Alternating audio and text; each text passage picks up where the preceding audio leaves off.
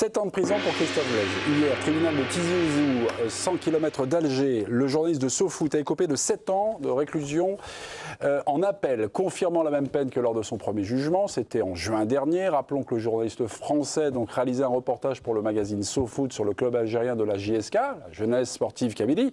Motif de l'incarcération de Christophe Glaise, apologie du terrorisme, a priori le lien du terrorisme est pas évident. Hier, Maxime Glaise, son frère, était l'invité de l'équipe du soir et nous lançait ce message, cet appel. On l'écoute à nouveau. Si je peux me permettre, vous qui avez beaucoup de connexions dans le monde du foot, si jamais vous connaissez des gens ou des clubs de foot ou des instances assez hautes, si vous pouvez les appeler de ma part, je vous en serai extrêmement reconnaissant. Ce message simple et sincère a été entendu puisqu'aujourd'hui, beaucoup de clubs, le PSG, l'OL, Nice, Nantes ont retweeté de soutien pour appeler la libération de Christophe Glaise, mais également la Fédération française de football, la Ligue de football professionnel. Alors le football français a-t-il un rôle à jouer pour obtenir la libération de Christophe Glaise? Pas seulement de football. Pas seulement, mais là, déjà, là, le rôle du football français dans la libération. Alors, ça serait quoi son rôle? Déjà d'apporter son soutien, de faire circuler l'information, parce qu'à partir du moment où une fédération, par exemple comme la Fédération française de football, s'empare du sujet, la portée médiatique est bien plus importante. J'ai appris aussi, par l'intermédiaire de Franck Hanès, qui s'est exprimé que la FIFA était en contact aussi avec SoFoot pour apporter son soutien à M. Glaise. Donc forcément que le monde du foot... Franck Hanès, c'est le patron du groupe SoPress. SoPress, hein, exactement. Donc forcément que le monde du foot, par rapport à l'importance qu'il a, par rapport au poids qu'il a, s'il peut aider, c'est essentiel en fait. C'est installer un climat ? Oui. La médiatisation, c'est ce dont on a besoin dans ces cas-là, parce qu'il ne faut pas qu'on oublie, il faut qu'il y ait une pression qui soit exercée. Et la pression du football, elle est médiatique, c'est-à-dire qu'il y a de l'audience, il y a éventuellement des vedettes, des grands joueurs qui peuvent s'exprimer. Alors, ce n'est pas ça qui va le faire sortir de prison, mais c'est installer un climat de penser qu'on pense à lui, qu'il y a une pression qui s'exerce. Et celle du foot, c'est une pression comme une autre, mais qui a la qualité d'être très médiatique. Oui, ça permet de braquer un projecteur un peu en continu sur ce cas-là, sur cette décision, sur cette situation. Après, il faut le faire avec du tact, en fait. C'est-à-dire que, étant donné la nature de ce qu'est l'Algérie aujourd'hui, y aller en faisant que ça devienne des espèces de leçons de démocratie, on peut le faire toujours. Le problème, c'est que celui qui est dans les geôles algériennes, c'est Christophe Glaise, et lui, je ne suis pas sûr que ça lui rende service. C'est ça toujours le truc, c'est-à-dire qu'il y a l'émetteur, il y a le receveur, c'est-à-dire eux, comment ils vont le recevoir. Là, comme c'est fait, et comme on l'a vu passer un petit peu là, depuis aujourd'hui, quelques heures, quelques jours, c'est bien parce que voilà, il y a une espèce de solidarité, on en appelle en fait à une clémence, une sagesse, etc., et à une bienveillance pour qu'il y ait une décision, une grâce qui soit pour appeler à la libération donc, de Christophe Glaise, mais sans motif. Les acteurs, pas forcément sans... Non, mais avec du tact, sans donner des leçons de justice. Mais ça, c'est hyper important. Hein. Nous, on le sous-estime ici. Que ce soit le football ou les acteurs de cinéma ou n'importe quelle personne qui est médiatique, c'est important. Mais le principal acteur là-dedans, pour moi, c'est quand même les politiques. À un moment donné, la voix importante en France, c'est les politiques. Et s'il n'y a pas le soutien total des politiques, ce sera plus compliqué. Alors oui, on en appelle toujours au football, et c'est normal parce que c'est très médiatique. Mais pour moi, c'est les acteurs politiques. Celui-là, il existe déjà. Il existe déjà depuis le début, en tout cas depuis un certain temps. Il y a une pression qu'ils exercent, il y a des relations diplomatiques entre les pays. Il y a une tentative au plus haut sommet d'État de le faire sortir. Médiatiquement, on ne l'a pas senti énorme ces derniers mois. Parce que la stratégie était justement bien sûr, mais c'est pour ça que maintenant, on en appelle au football, mais on en appelle aussi aux politiques. J'appelle Maxime Marchon, journaliste à SoFoot, et donc l'employeur de Christophe Glaise. Bonsoir Maxime. Bonsoir, merci pour l'invitation. De rien. Juste comme ça, la mobilisation en France aujourd'hui, alors via des tweets, c'est une mobilisation digitale, numérique, ça vous a rassuré, ça vous a fait chaud au cœur, ou pour l'instant vous attendez autre chose, un peu plus, ou c'est un signe encourageant? C'est un premier petit pas. C'est très timide. C'est-à-dire qu'il y a eu 5 retweets. Il n'y a pas eu de communiqué de presse de la part du Paris Saint-Germain. Il n'y a pas eu de post Instagram, de post Facebook. C'est un retweet à partir du tweet de soutien et du communiqué de presse de soutien de la Ligue de football professionnel, qui, elle, est là et nous soutient depuis le début. Je les en remercie. Mais voilà, c'est un premier pas. Ça reste un premier pas. Il faut bien qu'il y ait un premier pas. Mais c'est un premier pas très, très timide. Pour libérer Christophe Glaise, il faut changer de braquet. Alors, avant le procès d'hier, on appelle... C'était quoi la stratégie, la tactique? Je crois que Dave l'a un peu dit. La politique souterraine, de petits pas, sans faire de vagues. Pas de faire de vagues. Ouais, elle a joué low profile, comme on dit en anglais. Et je pense que Maxime l'a dit hier, on l'a très bien fait la première fois. C'est-à-dire que quand il y a eu le premier procès et qu'on a appris que Christophe a été condamné à 7 ans de prison, personne ne le savait en France. On nous avait demandé de ne pas faire de bruit. C'était des consignes de l'État, du ministère des Affaires étrangères. Ça va bien se passer, vous inquiétez pas, il va revenir. Normalement, quand on a un visa touristique pour journalisme, on revient en France, on est expulsé, on revient, donc vous inquiétez pas. Il prend 7 ans. On nous dit une deuxième fois, soyez, jouez là, ne faites pas trop de vagues, communiquez mais doucement. Faut pas être avec la justice et le pouvoir algérien, les rendre trop susceptibles. On a eu et vous l'a dit Maxime, on avait hier, et je pense que des gens aussi ici, on a vu des retours qui étaient plutôt positifs. Les rumeurs, les bruits de couloir étaient très positifs. On a même eu au sein hier avec la famille des bruits qui nous disaient et qui ont été remontés à Maxime. C'est aussi pour ça que je pense que là, ça a été un camion dans la tête de toute sa famille et de nous-mêmes. C'est-à-dire que certains, au plus haut niveau, pouvaient nous dire qu'ils allaient être libérés, quoi. Que le soir même, il allait pouvoir rentrer avec sa famille. Quand Emmanuel Macron dit, c'est une communication officielle de l'Élysée, nous continuerons d'agir auprès des autorités algériennes pour obtenir sa libération, ce retour de France dans les plus brefs délais. Par rapport à ce que vous venez de raconter, comment vous prenez ça? Avec beaucoup de scepticisme, beaucoup de recul maintenant? Ce serait bien qu'il rencontre ses parents. Emmanuel Macron n'a jamais rencontré Sylvie et Francis. Donc ce serait bien déjà qu'ils prennent le temps de les rencontrer. Enfin, ça n'a jamais été fait depuis 18 mois qu'il est en Algérie, quoi. Il n'a jamais trouvé un seul moment pour les rencontrer. L'idée d'un soutien de Christophe Glaise en marge d'une journée de championnat en France, la Ligue 1 y a déjà pensé, vous me l'aviez révélé lors d'une conversation téléphonique, et a failli l'organiser. Racontez-nous cette histoire de journée Christophe Glaise qui n'a pas abouti pour l'instant. Alors, il devait y avoir une journée du coup de mobilisation. On était allé voir la Ligue de football professionnel, qui était d'accord. C'était avant le procès en appel, pour montrer le soutien du championnat de France et des équipes, des clubs de Ligue 1, puisqu'on a toujours eu depuis le début, et je les en remercie, même si en ce moment ça se passe pas bien du tout pour eux, mais c'est l'OGC Nice qui a été le premier, et c'est le premier club à nous avoir soutenus, et c'est eux qui nous ont permis d'être aujourd'hui à 9 clubs sur 18. Voilà, donc je les en remercie infiniment. La Ligue a suivi, nous a dit OK, on va faire une journée de mobilisation en marge d'un match de championnat, avant son procès en appel. Il demande quand même l'avis du ministère des Sports, qui donne son go, qui demande quand même, on va se baquer au ministère des Affaires étrangères, son go, il donne son go, sauf que Sansal est libéré quelques jours après. Machine arrière, on n'a pas compris pourquoi. Il n'y avait pas eu d'explication? Pas d'explication, les signaux sont plutôt positifs.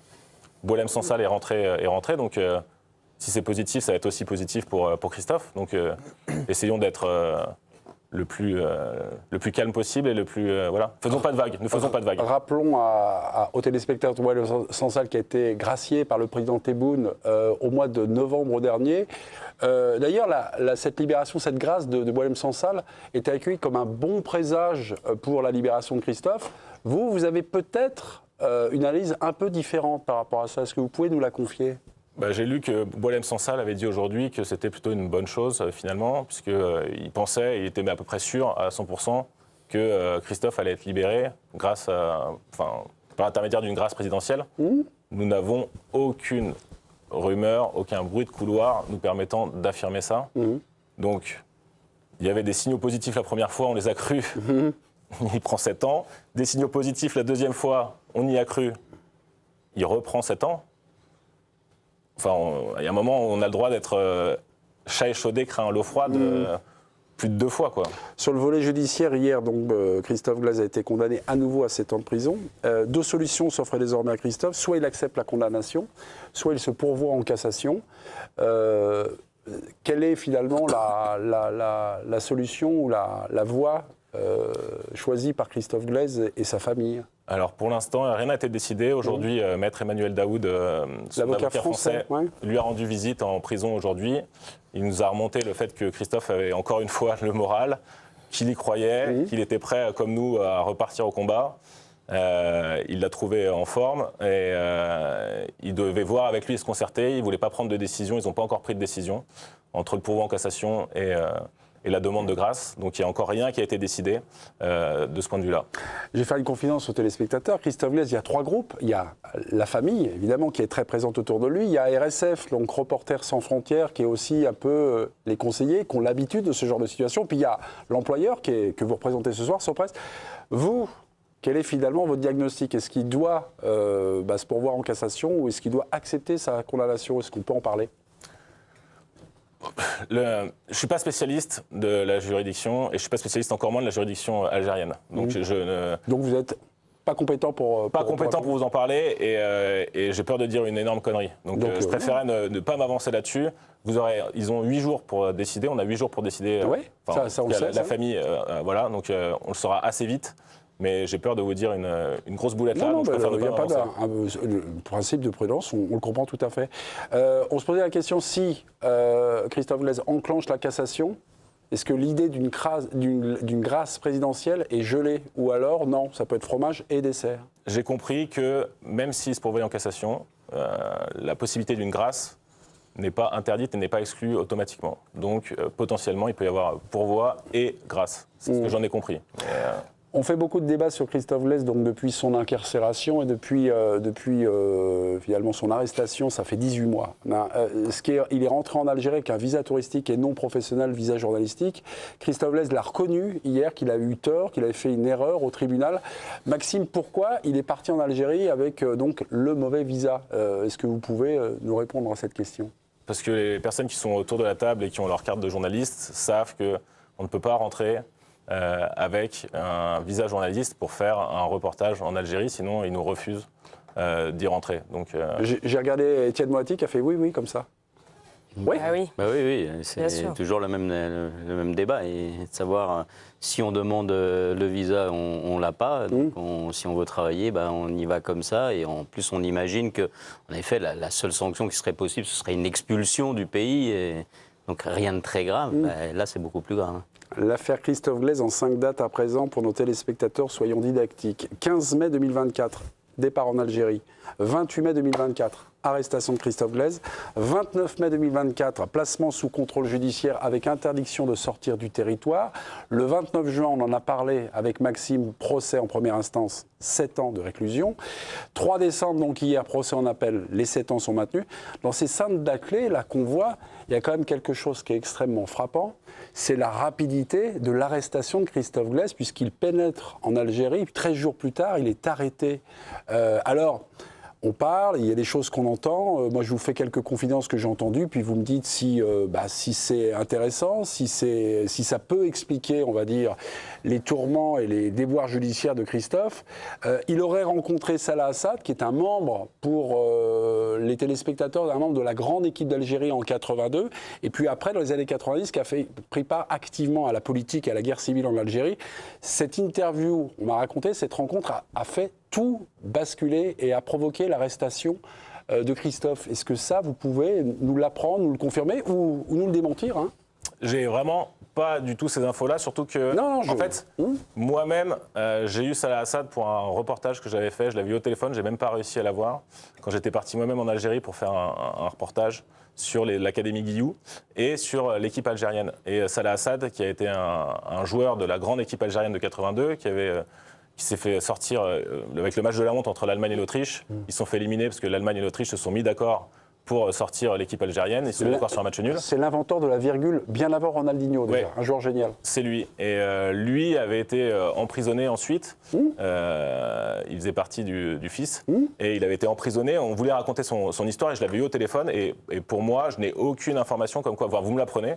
Non, c'est pas une information. On raconte. Moi, je demande. Je voulais profiter j'ai vraiment de notre... Vraiment, c'est la première fois que j'entends depuis mon reportage le nom de Salah Assad. Donc, et je vois pas du tout ce que Salah Assad ferait dans le reportage qu'a fait... Et ça a été dit à un moment au procès, il a eu des entretiens, il a fait des interviews, qui l'a rencontré pour que ça provoque son arrestation, parce que voilà, il est accusé d'apologie du terrorisme, il y a bien une personne, une mauvaise personne qu'il n'aurait pas dû rencontrer. Enfin, des dirigeants de la JSK Abilis. En fait, c'est un peu comme si le SC Bastia était en France le plus grand club français, et qu'un journaliste étranger allait interviewer un dirigeant de Bastia, qui se trouve être aussi un dirigeant pour l'indépendance de Corse, du mouvement d'indépendance de la Corse, et que ce mouvement est déclaré par la France comme terroriste. Donc en fait, on part du principe que parce qu'il va interviewer quelqu'un, il lui donne la parole, et que c'est soi-disant un terroriste, parce qu'il demande l'indépendance de sa région, il ferait l'apologie du terrorisme. Le journalisme n'est pas un crime. Enfin, vraiment, je ne pense pas, et je pense que vous êtes autour de ce plateau, partagez avec moi le fait que ça ne mérite pas 1 an de prison, ça ne mérite pas 7 ans de prison. Non, ça ne mérite pas de... Ça mérite rien du tout, en fait. Ça ne mérite pas de prison sans vouloir donner des leçons de démocratie. C'est la liberté d'informer, en fait. C'est un combat pour la liberté d'informer. Et On peut dire ça, Dave, là? C'est un combat pour la liberté d'informer, parce que vous étiez en train de dire il faut soutenir Christophe, mais il faut être habile, il faut être délicat. Est-ce que ça, c'est quelque chose qu'on peut dire qui peut être entendu de l'autre côté? Parce que je pense que c'est un dossier, à mon avis, à plusieurs tiroirs. Je retire absolument rien de ce qui a été dit. On partage tous. C'est même pas un sujet de débat, en fait. Le fait est qu'en fait, cette histoire-là, évidemment qu'elle arrive dans un contexte qui est très particulier entre la France et l'Algérie. Elle arrive après, notamment, en 2024, la reconnaissance par Emmanuel Macron du Sahara occidental par le Maroc, etc. Par l'Algérie. Voilà, qui est une ligne rouge absolue, visiblement, pour le pouvoir algérien.